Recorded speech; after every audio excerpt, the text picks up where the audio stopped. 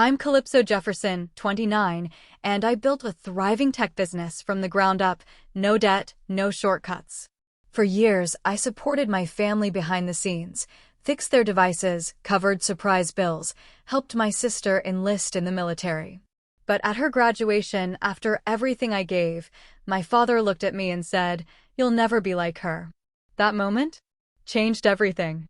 Ever been dismissed or overlooked by the people you bent over backwards for? Drop your story in the comments, you're not alone. Before I dive in, tell me where you're watching from. And if you've ever had to draw the line and stand tall after being underestimated, hit that like button and follow for more true stories about reclaiming your voice. What happened next still catches people off guard. I'm Calypso Jefferson. I'm 29, and for most of my life, I was the background character in my own family. I didn't have some dramatic falling out or public meltdown. I just gradually became the one they stopped asking about. It wasn't always like that. When we were little, my sister and I were close. We shared a room until middle school, took the same bus, watched the same cartoons, made up the same elaborate imaginary worlds. But somewhere around high school, she became the golden one. And I became reliable. Tiffany had the spotlight from the minute she started ninth grade. Varsity track, student council, volunteer awards, you name it. She was magnetic in that way schools love, loud but not rude, charming without trying too hard. I was quieter, more technical.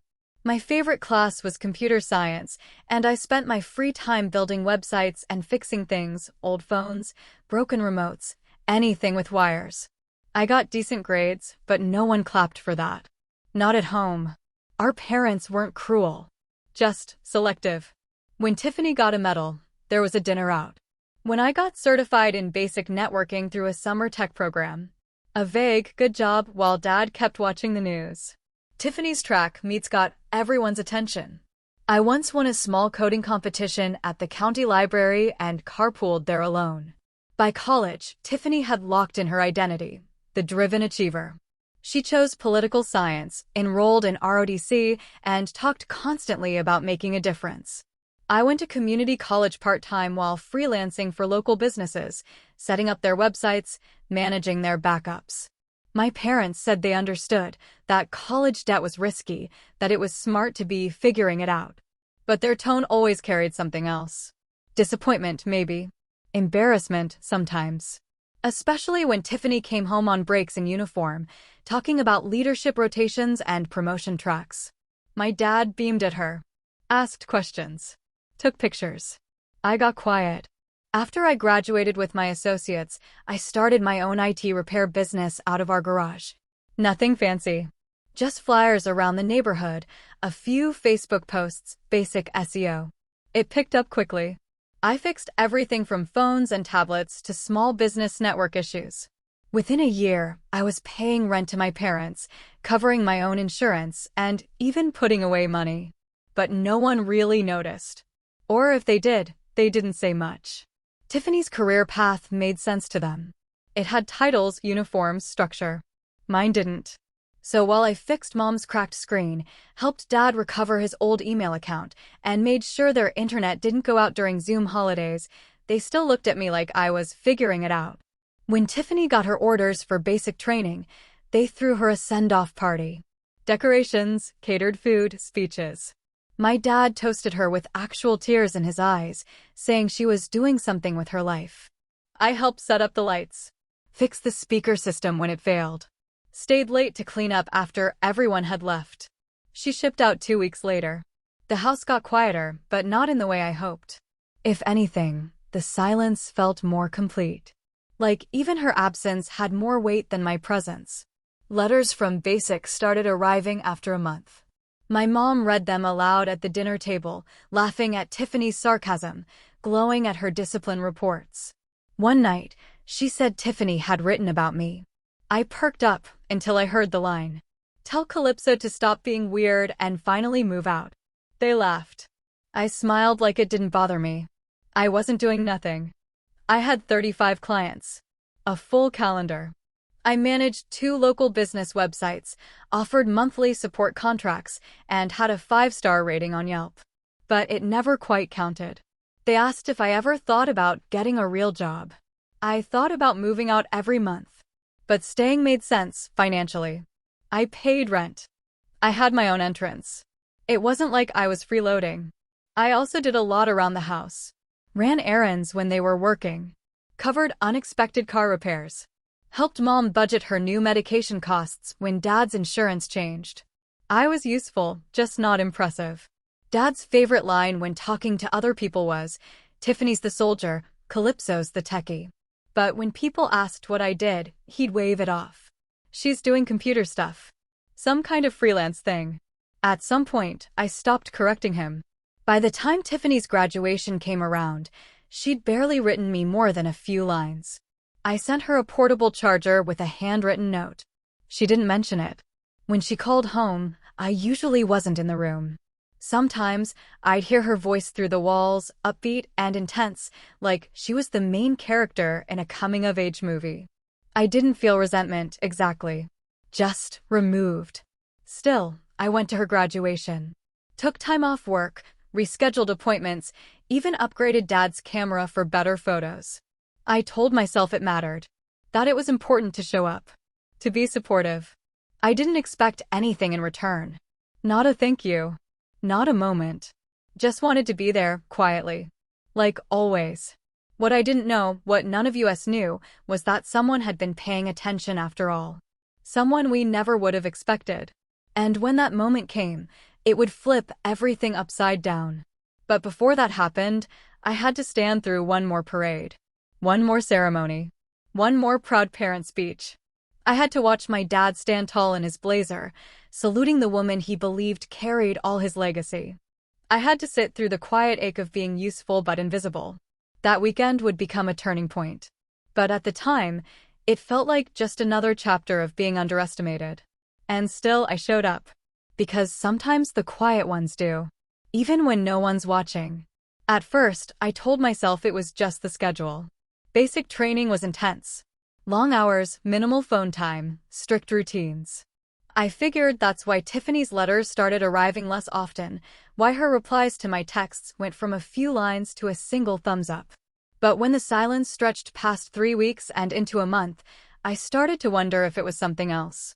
She called home every Sunday. It became a new ritual. Mom would put the phone on speaker, and they'd all gather around like it was a broadcast from outer space. The first few times, I came in halfway through the call, waved at the phone, and waited for Tiffany to say something. Anything. But she didn't. Not really. "Hey, Calypso," she'd say without inflection, already mid-conversation with Dad about her rucksack weight or the obstacle course schedule. Once, I sat on the couch across from them during a call. I made a small joke about how she'd probably start yelling at us in cadence when she got back. She didn't laugh. Just paused and said, "Yeah, maybe." Then went back to explaining how many push-ups her unit had to do that week. When the call ended, Mom turned to me and said, "She's just tired. Give her time." So I gave her time. I noticed the shift first in how Dad started talking about her. There was a new sharpness to his tone when he mentioned Tiffany. Not sharp at her, sharp around her. Pride, laced with something else. Like he finally had a reason to brag without sounding like he was reaching. "She's doing something real," he said one night at dinner, setting his fork down like he was making a point. "Discipline. Structure. Something you can measure." I didn't say anything. Just nodded and kept eating. But I could feel it, like I'd been reclassified. Mom chimed in, trying to soften the moment. "It's just that she's under a lot of pressure. It's all very intense over there." I knew that already. What I didn't know was why it meant she had to shut me out completely. A few weeks later, I overheard something that shifted things even more. I was coming in from the garage, carrying a box of Ethernet cables, when I heard Tiffany's voice on speakerphone. She was talking to our cousin, Matt, who was in town for the weekend. "I had to get out of that house," she said, not knowing I was nearby. "Everyone there just settles. Like, they're fine being average." I stopped in the hallway. My fingers clenched around the cardboard. Matt laughed. "Yeah, well, not everyone's built for this life." Tiffany snorted. "No kidding." They moved on to another topic before I stepped fully into the room, pretending I hadn't heard anything. But the words stuck with me. Everyone there just settles. I didn't confront her. What would I have even said? That I didn't settle. I just stayed to help Mom when her knee went out last year. That I paid rent, ran a business, contributed more than I took. That I chose stability over glory. It wouldn't have mattered. The thing about people who've already decided you're small is they don't notice when you grow. Around that time, I started picking up more work, half out of spite, half to stay distracted. I partnered with a local nonprofit to overhaul their back-end system, helped a retired couple digitize 20 years' worth of medical records, and landed a contract with a small charter school. My schedule was full. My savings grew. But it didn't move the needle at home. Dad kept dropping hints that I should look into certifications that could lead to something more structured. Structured meant corporate. Benefits, titles, a manager breathing down my neck. In his eyes, stability came from clocking in, not calling the shots. I was sitting at my desk one evening when I overheard him on the phone with my uncle. "Tiffany's thriving," he said, with a note of satisfaction. "She's just cut from a different cloth. Always has been. Calypso's still doing her tech thing. She's comfortable, I guess." Comfortable. The word landed like a slap. Like I'd chosen ease over ambition. Like what I was building didn't matter. That weekend, Tiffany finally sent a letter. Handwritten, which was rare. I opened it expecting something personal, maybe a joke, maybe a moment. But most of it was about her platoon, a brief mention that she might be stationed out west after graduation, and one sentence that stuck out. "Hope everything's okay at home. Tell Dad to keep pushing you." I read that line twice. Keep pushing me? What did she think I was, some underachieving teen who needed a kick to get moving? I wanted to crumple the letter, but instead I slid it back into the envelope and tucked it in my drawer. At dinner that night, I mentioned I'd booked 2 new contracts. "That's great," Mom said, clearing plates. "Is that still with those small businesses?" "Yeah," I nodded. "And a nonprofit now too." Dad didn't look up from his phone. "Have you thought about applying to the state IT department? Government jobs are secure." I didn't answer. Because by that point, I had stopped looking for recognition. I wasn't going to get it. Not from them. Not from Tiffany. They were measuring success with a ruler I had never agreed to. And the more I watched, the more I realized Tiffany had started using that same ruler too. During one of her video calls, she glanced at me just once when I walked by to grab my charger. She said, "Hey," but her eyes didn't linger. It felt obligatory, like a checkbox. Later, Dad turned the laptop so Tiffany could see the new family room setup. I had rewired the entire space last month, better sound system, hidden cabling, upgraded router.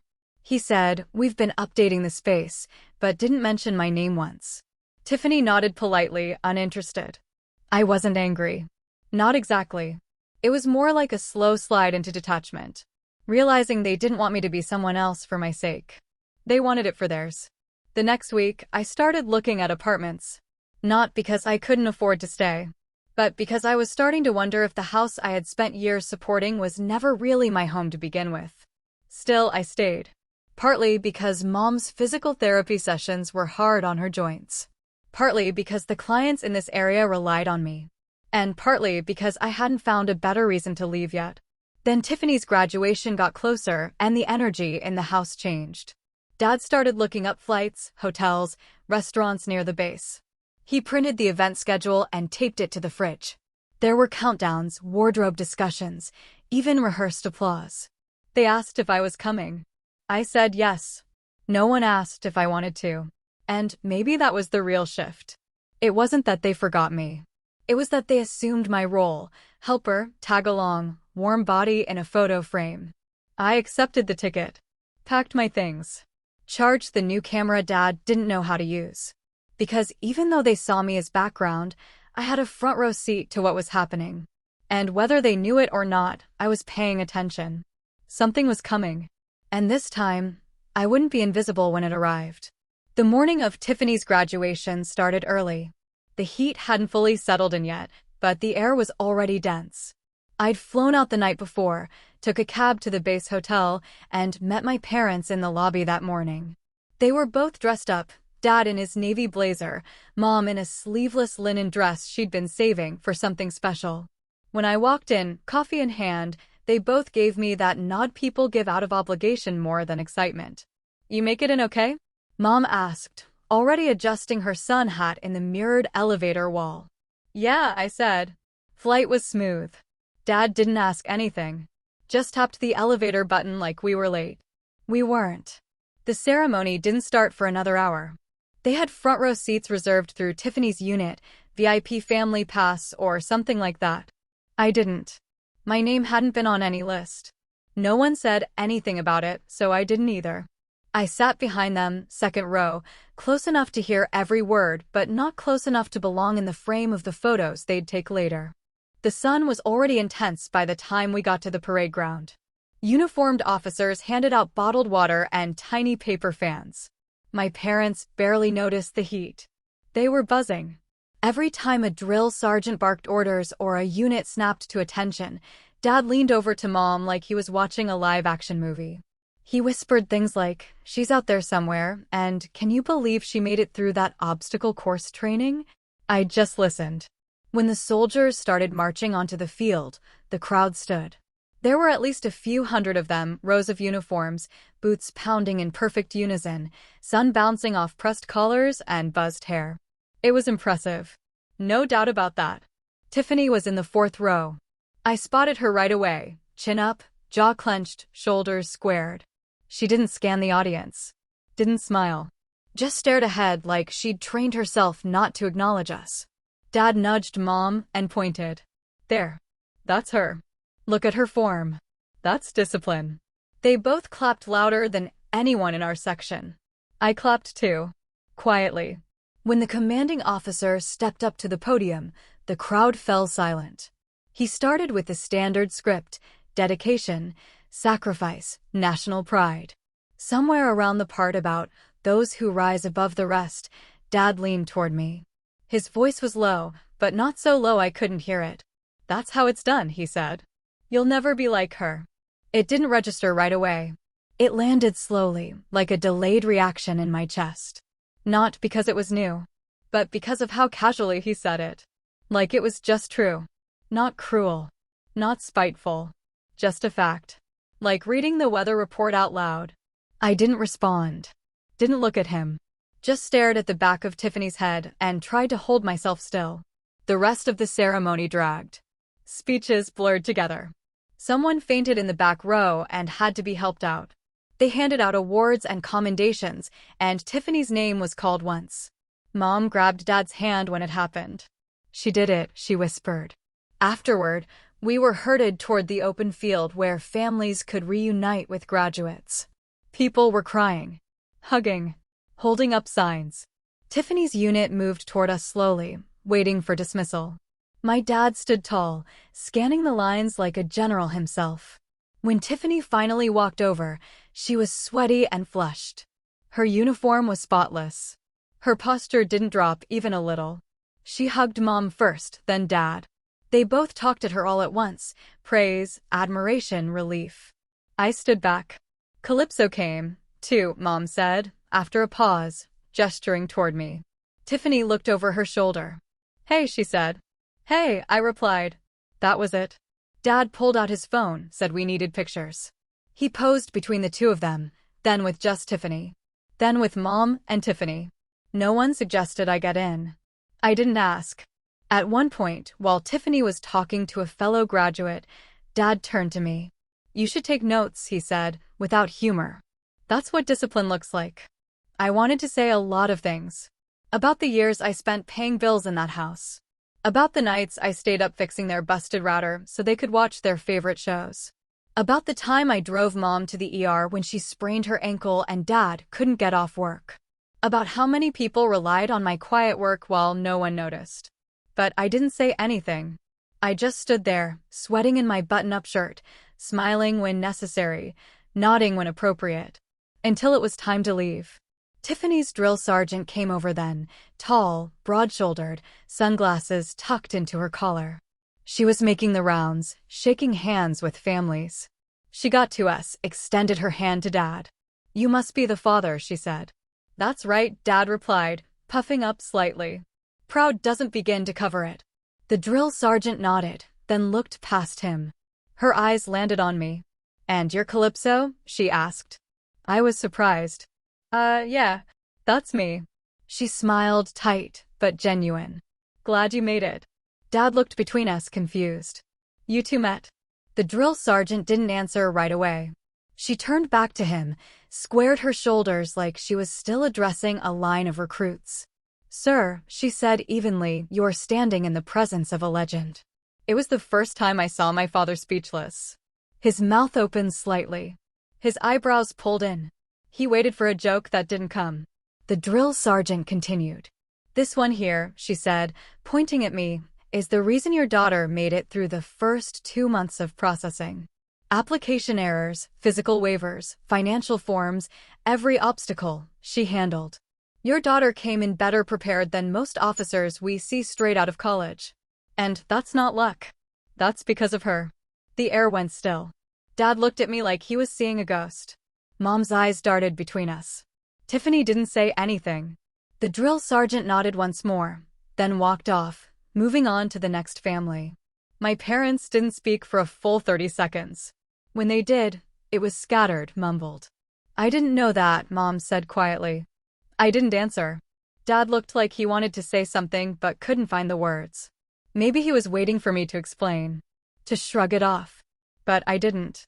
I let the silence stretch between us, heavy and obvious. Because for the first time, they were forced to sit in it. That night, I skipped the family dinner. Told them I had work to do. Didn't check for their reaction. Didn't need to. The thing that broke in me on that parade ground wasn't sadness or anger. It was the instinct to keep proving anything. They'd made their choice. And without meaning to, they gave me mine. Back at the hotel, I didn't even take off my shoes. I sat on the edge of the bed, stared at the wall, and tried to decide whether I felt anything. I thought maybe I'd cry. Maybe throw something. But there was nothing. Just this strange, dry stillness. I pulled out my phone and called Zoe, an old friend from community college who now ran a small web dev agency in Portland. We hadn't talked in months, but she picked up on the second ring. "Hey," she said, cheerful at first. "Everything okay?" I didn't even know where to start. "I don't get it," I said, trying to keep my voice steady. "I've helped them for years." I didn't ask for much. Not even thanks, really. But this. There was a pause. Then, calmly, she said, "You're not crazy. They don't see you. That's the problem." I didn't expect her to say that. I thought maybe she'd offer a silver lining, remind me that parents are complicated, or tell me Tiffany didn't mean it. But she didn't. She didn't sugarcoat it. And for some reason, that felt like the only real kindness I'd gotten all day. After we hung up, I went out onto the small hotel balcony and sat with a bottle of water and my thoughts. It was after 9. The sun had dipped behind the buildings, leaving a dull orange smear in the sky. I could still hear distant voices from the graduation events, people celebrating, cars honking, someone blasting music from their truck. It all felt so far away. I thought about every favor, every repair, every ride, every time I rearranged my own plans to accommodate theirs. The time I stayed up all night fixing Mom's laptop before a school presentation. The time Dad had a full internet outage before a remote meeting and I came home early from a client call to get him back online in 30 minutes. The time Tiffany's FAFSA wouldn't go through and I sat with her for 2 hours fixing it, even though she never said thank you. I thought about the dozens of little things I swallowed. The comments. The comparisons. The casual dismissals. "You'll find your way. She's out there doing something real. You'll never be like her." They'd said it so many times in so many different ways. Until eventually, I started believing it too. I wasn't angry. I was just done. Done trying to prove myself to people who had already decided I didn't count. Done shrinking myself to keep the peace. Done performing a version of helpful that made everyone else comfortable but left me hollow. I looked at my calendar. 2 client calls scheduled for Monday, 1 hardware install on Wednesday. I had work waiting. I had income. I had people who paid me because they knew what I was worth. And yet, I'd spent the entire weekend hoping for scraps of acknowledgement from people who wouldn't even include me in a family photo. That night, I didn't sleep much. I kept going over every scene from the day. Not because I was reliving the hurt, but because I was rearranging what it all meant. Like I was re-editing my own story, cutting the parts where I apologized for taking up space. The next morning, I skipped the family brunch. Mom texted, "Hope you're feeling better. We're at Cafe Reveille if you want to join." I read it twice and set the phone down. No apology. No mention of what happened. Just a vague gesture toward pretending it didn't. I checked out early, got a ride to the airport, and changed my flight to an earlier one. The change fee was steep, but I paid it without flinching. On the plane, I opened my laptop and got back to work. Emails, troubleshooting logs, scheduling. It grounded me. Reminded me that outside of that tiny family bubble, I existed fully. I made things. I solved problems. I had value. When I got back home, I didn't unpack right away. I watered my plants, ordered takeout, and turned on music, something soft and ambient. I needed quiet that wasn't empty. Later that night, I logged into my business dashboard. I didn't plan to, but I ended up making a few updates to my website. Rewrote the About section. Changed the tagline. Something more confident. Less apologetic. Then I sat back and stared at it. The version of me they saw, the passive, directionless one, didn't exist here. This space was mine. Built by me, maintained by me. It wasn't shiny. It wasn't loud. But it was solid. The next day, Tiffany texted, "Hey, you left kind of fast. Everything okay?" I read it and let it sit there. A simple line. Probably sincere. But also vague enough that I couldn't tell if she actually cared or was just checking a box. I didn't answer. Not right away. A few days passed. I kept my head down and worked. Clients came and went. I hit a deadline early. I booked a new project through referral.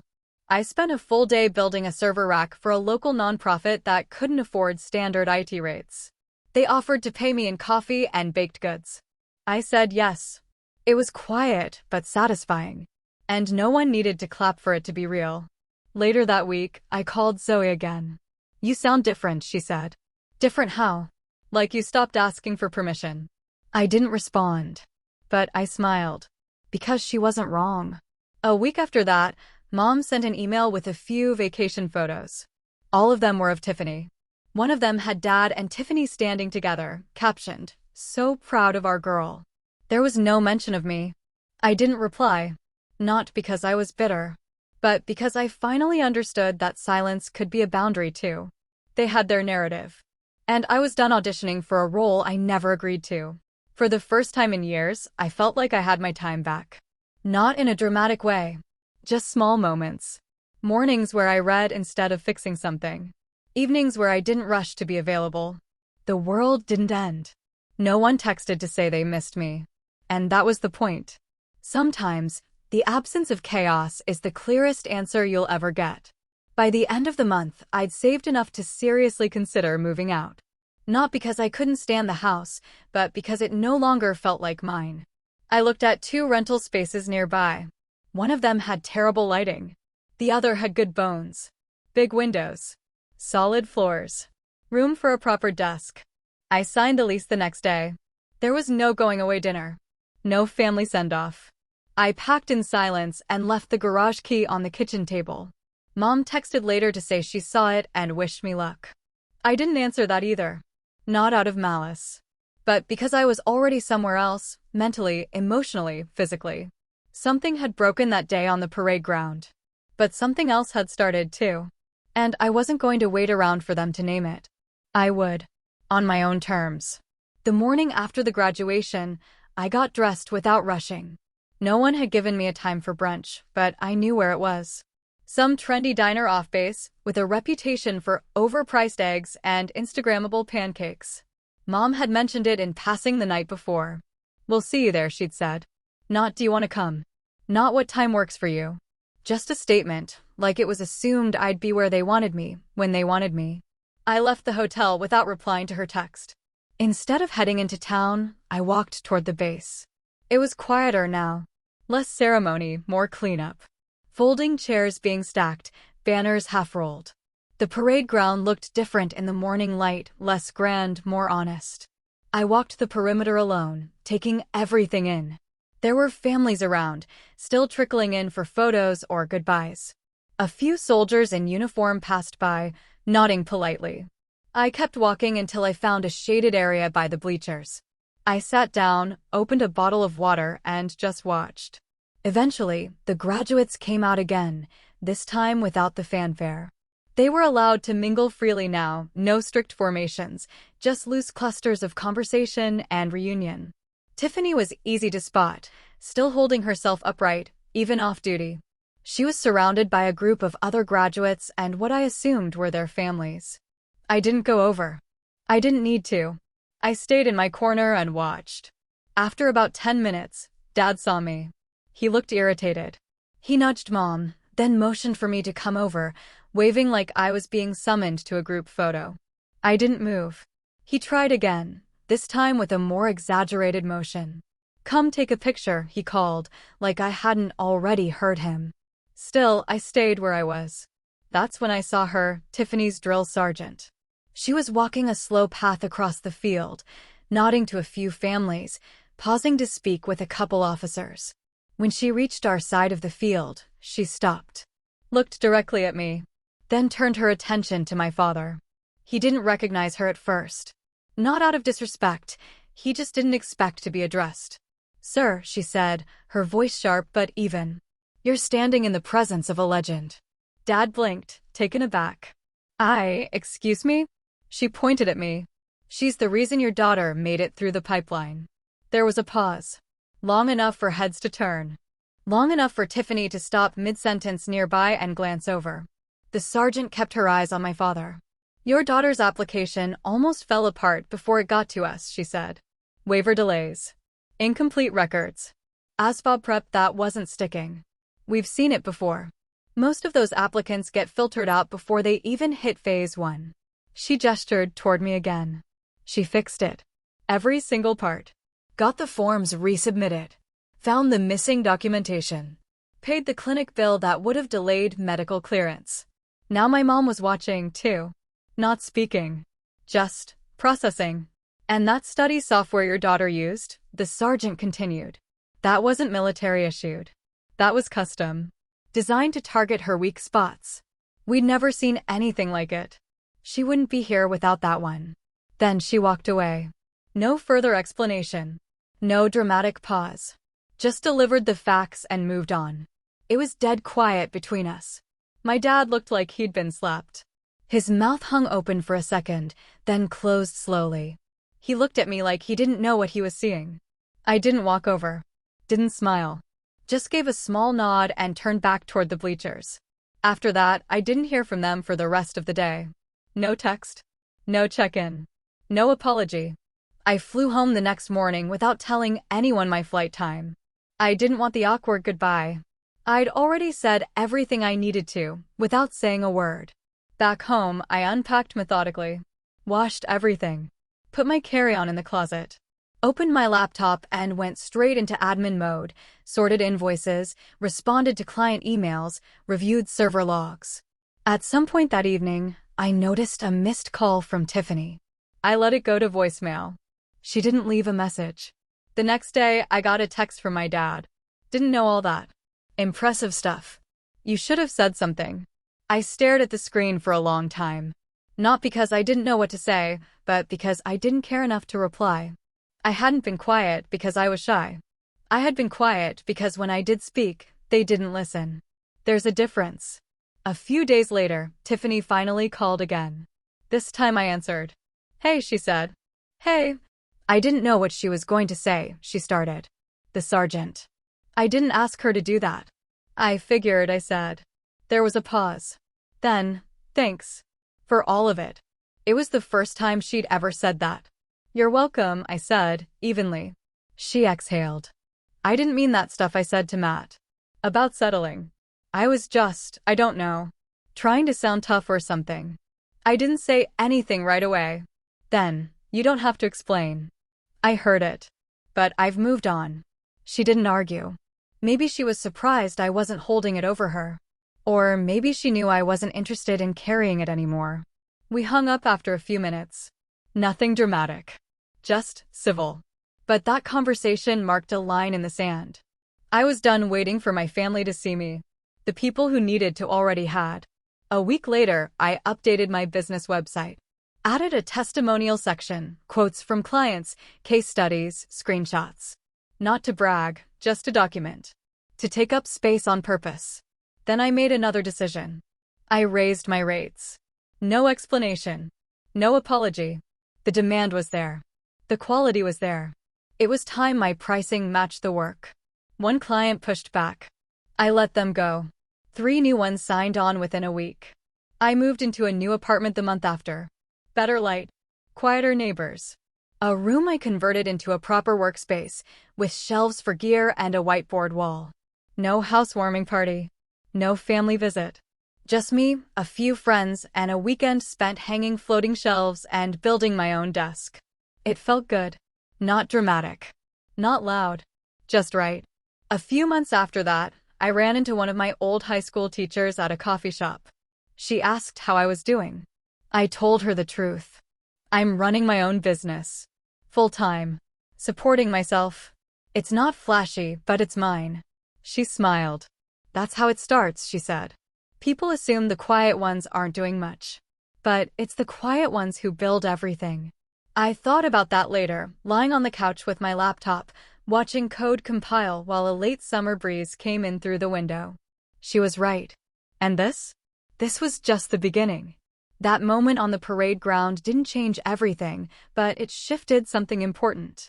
Not just in how they saw me, but in how I saw myself. I didn't stick around to see what happened after the drill sergeant walked away. I didn't want their sudden realization, or their silence, or whatever awkward attempt at connection might come next. I booked an earlier flight that night and left without saying goodbye. By the time the plane took off the next morning, the texts had already started. First from Tiffany. Hey, sorry about yesterday. Can we talk? Then my dad. I had no idea. We should talk when you're back. I read them both once and left them on read. There was a time when messages like that would have stopped me in my tracks. I would have felt compelled to answer, to explain, to bridge the gap. But I wasn't in that place anymore. Not after everything. When I landed, I walked straight into a full work week. No transition. No space to reflect. Just the familiar structure of tickets, client emails, system logs, and network maps. And for once, I was grateful for it. There was something comforting about the work, clean, logical, fixable. I updated my business site that weekend, rebranded the logo, and created a new intake form that filtered out lowball offers before they hit my inbox. I hired a part-time tech assistant, a college senior named Maria who wanted to learn the ropes before graduation. She was sharp, asked good questions, and followed instructions without needing hand-holding. Together, we picked up a contract with the local school district to manage their remote learning network. It was a big job. Weekends, after-hour support, high stakes. But I said yes without hesitation. I wasn't proving anything. I wasn't thinking about Tiffany or my dad or that sentence, "You'll never be like her." I was just finally choosing myself. By fall, I'd doubled my monthly revenue. My schedule was full through the end of the year. Maria had taken on more hours, and I was quietly interviewing a second assistant to keep up with demand. One day, after wrapping a site migration for a small therapy clinic, the owner asked how long I'd been doing this. "Almost 5 years," I said. She blinked. "You look too young to have 5 years of experience." I smiled politely. That's what makes me good at what I do. People don't see me coming. It wasn't meant as a jab, but I heard myself say it and knew where it came from. Still carried traces of all those years at the dinner table, all those times I did the work quietly while someone else got the credit. Except now, it didn't sting. It motivated. The school district invited me to a tech board meeting in November. Just to sit in, hear their long-term needs, and offer insight on infrastructure improvements. I brought a proposal, simple, streamlined, well-documented. When the assistant superintendent called me a quiet powerhouse, I didn't deflect. I said thank you and handed her the next phase of the rollout plan. I didn't tell anyone in my family. I didn't need to. They kept texting sporadically. Tiffany sent a photo of her on base, arms around a few squad mates. "Thought of you today. Had to fix the network after a thunderstorm. Use some of the stuff you taught me." I replied simply, Glad it helped. That was it. No back and forth. Just boundaries. Dad texted more than I expected. Updates about Mom's new book club. A photo of a cracked screen, his, of course, with a sheepish note. Any chance you can fix this when you're around? I didn't respond. I wasn't being petty. I just wasn't on call anymore. Not for people who only remembered I existed when something broke. Instead, I poured that time into building out the parts of my life that actually gave something back. I finally joined a local tech meetup group. Started going to co-working sessions on Fridays. Helped Maria create a pitch deck for her senior capstone and watched her absolutely nail the presentation during her mock defense. You should have been a teacher, she told me afterward. I shrugged. I just like watching people learn to trust themselves. She smiled. Still sounds like teaching to me. Around that time, I got a call from the owner of a small startup in Vermont. One of my old clients had referred me. We're scaling fast, he said. And our backend's a mess. I hear you're good with chaos. I accepted the job. It turned into a long-term retainer. One evening in December, I was walking home with groceries when my phone rang. Tiffany again. I let it ring once. Twice. Then answered. She didn't waste time. Okay, I'll say it. I've been a jerk. A blind, entitled jerk. I didn't say anything. She kept going. You were always helping. I just thought that was normal. That people like you were supposed to be in the background so people like me could shine. She paused. And I realize how terrible that sounds now. I leaned against a railing outside my building, holding the bag in one hand. It's not about what you thought, I said. It's about how long you believed it, even when the evidence said otherwise. She was quiet. I know, she said. I'm not expecting you to fix anything. I just wanted to say it. I looked out over the parking lot. Dim lights, a soft breeze. Everything calm. Thanks for saying it, I said. That was all. That was enough. After the new year, the district contract expanded. They offered me a lead role on their upcoming system overhaul, tighter security, better accessibility tools, more robust emergency backup. I signed the agreement the same week I signed a lease on a new space, an actual office. Small, but mine. Maria painted the walls herself. I brought in the old desk I'd started my business on and set it up in the back, not as a workspace, but as a reminder. I had built all of it. Not to prove I could, but because I knew I could. That was the difference. That was the transformation. Tiffany came home for the holidays that year. Quietly, no big announcement. One day she was just in the group chat again, asking who was making what for Christmas dinner. Mom sent a selfie of the wreath on the front door. Dad shared a blurry photo of a grocery cart piled high with ingredients, and Tiffany dropped in a picture of herself at the airport, duffel bag slung over her shoulder, captioned, "Guess who's bringing dessert?" I didn't reply. I didn't have plans to see her. Not because I was angry, but because I'd gotten used to the space. I liked the distance. It wasn't cold, it was clean. No pressure, no pretending. Just quiet. Then she texted me directly the next day. Hey, could we grab coffee before everything gets hectic? Just us. If you're free. I stared at the message longer than I expected to.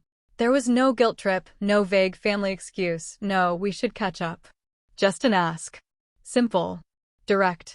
I said yes. We met at a small coffee shop tucked behind a florist on the east side. Neutral ground.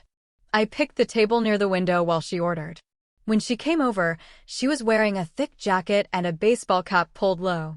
Still looked like she was on base, even out of uniform. She didn't make small talk. Just sat down, took one sip, and looked at me like she'd been rehearsing something for days. I owe you an apology, she said. I didn't react. I waited. I've been thinking about what the sergeant said that day. About how much you handled before I even got there. And the thing is, I didn't just not thank you. I didn't even see you. Her voice didn't shake. She wasn't emotional, just steady. I thought I did it all on my own, she said. And I wanted everyone to think that too. But it's not true. You made sure I even had the shot. I didn't let her off the hook. I didn't rush in with, "It's okay," or wave it away. I just said, "Yeah, I did." She nodded. And I didn't appreciate it. There was something about the way she said it that felt different. Like she wasn't just trying to fix the relationship, she was trying to understand it, maybe for the first time. I can't undo any of that, she said. I want to start over. If that's something you'd even want. I looked out the window for a second. Watched a couple walking their dog past the florist. I don't need you to make anything up to me, I said. That's not what this is about. She looked relieved, but I wasn't finished. But if we're going to rebuild anything, I continued, it has to be honest. No performances. No comparisons. Just real. She nodded. Agreed. We didn't hug. We didn't cry. We finished our drinks and went our separate ways. That was enough for the first step. Over the next few weeks, she showed up. Not constantly. Not with big gestures. But she made it clear she was listening this time. She asked how work was going, really asked, not just the surface level, still doing the tech thing, kind of check-in. When I told her about a tricky contract negotiation, she actually asked questions. Wanted to understand. She even sent me a podcast episode about women running small businesses in niche fields.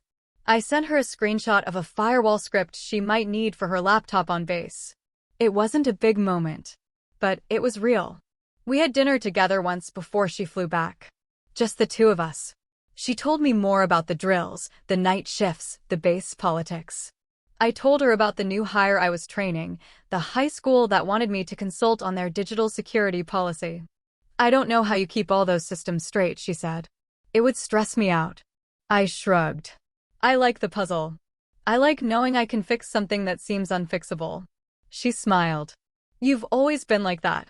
There was a pause. I just didn't see it. I nodded. Well, you do now. That's where we landed. Not close, not distant. Not trying to recover something we never really had, but building something new with fewer assumptions and more truth. Dad stayed awkward for a while after graduation.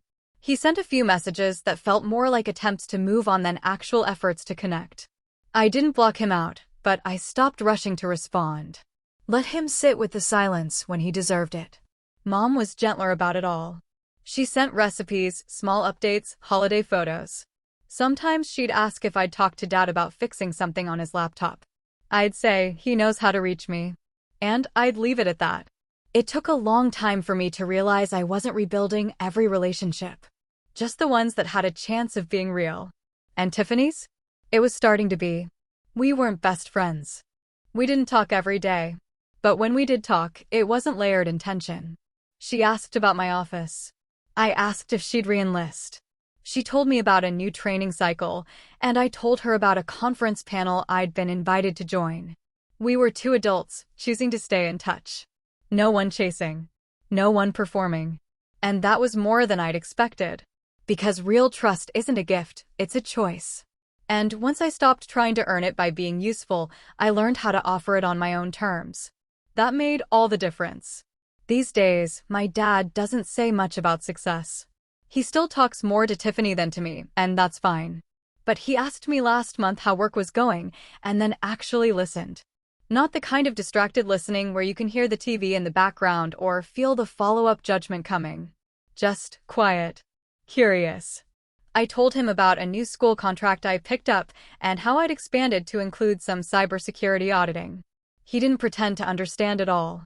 But he said, that's impressive, and I could tell he meant it. Or at least, he wasn't trying to change the subject. That was enough. Tiffany and I talk more regularly now. Not constantly and not out of obligation. It's just consistent. She sends the occasional photo from her base, her and her unit out in the field, or her dog tag hanging from her bunk light. She'll ask tech questions now and then. One time she wanted to know how to set up two-factor authentication on an older tablet. Another time she asked if a browser extension was stealing her data. It's still strange, getting those questions from her. But there's no sarcasm in it anymore. No posturing. Just respect. I never needed applause from them. That's not what any of this was about. But I needed that boundary. I needed to know that I could stand up and say enough, and not have to burn the whole house down to prove my point. That I could choose distance, and the world wouldn't collapse. That I could stop giving energy to people who only showed up when they needed something, and still be okay. And not just okay, better. I used to think justice came as a moment of recognition. Like a family finally turning around and saying, "You were right. We were wrong." But that rarely happens. Most of the time, justice is quiet, uneventful. It's not a speech or a breakthrough. It's a shift, a recalibration. It's someone who used to dismiss you now sitting down and asking how you built what you built. It's getting invited to present on a local business panel and realizing your old principal is in the audience and that she remembers you as the quiet tech kid who never made a fuss. It's watching your former teacher connect you to a school board member because, in her words, "You're one of the few people I'd trust to get this done right." It's Maria, the college assistant I hired, forwarding me her job offer from a national nonprofit, thanking me for teaching her how to show up prepared and without apology. It's my inbox full of referrals I never asked for, and my calendar blocked out 3 months in advance because people trust my name now. Not because I got louder, but because I stopped hiding. There are still moments when I catch myself slipping into the old pattern, downplaying a win, brushing off credit, staying quiet when someone mislabels what I do. But I've trained myself to pause now, to correct gently, to claim the space without guilt. I don't need to prove anything to my family anymore. Not even subtly. I used to dream of moments where I'd arrive at a dinner with some announcement, a huge contract, a feature in a magazine, something that would finally make them say, "We were wrong about you." But those dreams faded as I realized something better. They don't define my worth. Their silence doesn't erase my impact. Their absence doesn't invalidate my growth. I define that now. When people ask about my story, I usually don't tell them the full arc. I don't say, "I was the overlooked sibling," or "My family underestimated me." I say, "I run my own IT and systems consultancy." It's been growing fast. Took a while to get here, but I wouldn't trade the journey. Because I wouldn't. Even the hard parts, the years of being invisible, the casual put-downs, the endless giving, I wouldn't erase them. They taught me how to operate without applause. How to build when no one's watching. How to find clarity in the quiet. There was one moment I still come back to sometimes. Not for revenge. Not for validation. Just as a reminder. It's that moment on the parade ground, right after the drill sergeant pointed at me and said, "Sir, you're standing in the presence of a legend." Everything else was loud that day, shouting, clapping, boots pounding the ground, but that moment was still. Everyone froze. And in that stillness, the truth had room to stand on its own. It didn't need backup. It didn't need volume. It just needed someone willing to see it. And finally, they did. That's all justice really is. Not revenge. Not power plays. Just the truth, allowed to stand in daylight without being interrupted. It changed how I show up now. I walk into rooms like I belong there. Because I do. I send invoices without undercutting myself. I say no to clients who try to negotiate down my rates. I correct people who mistake what I do for tech support. I remind young women in tech meetups that they don't owe anyone their silence, their availability, or their proof of value. "You don't need to earn space," I told one intern recently. "You just need to take it. The work will speak for itself. You just have to stay standing long enough for people to hear it." She nodded like she was trying to memorize that. And I hoped she would. That's the legacy I want, not a headline or a medal or even a thank you from my family. Just proof that quiet work matters. That support isn't weakness. That showing up, even when you're overlooked, is a kind of resilience people underestimate until they don't. So yeah, these days, things are different. Not perfect, but solid. Rooted. And that's enough.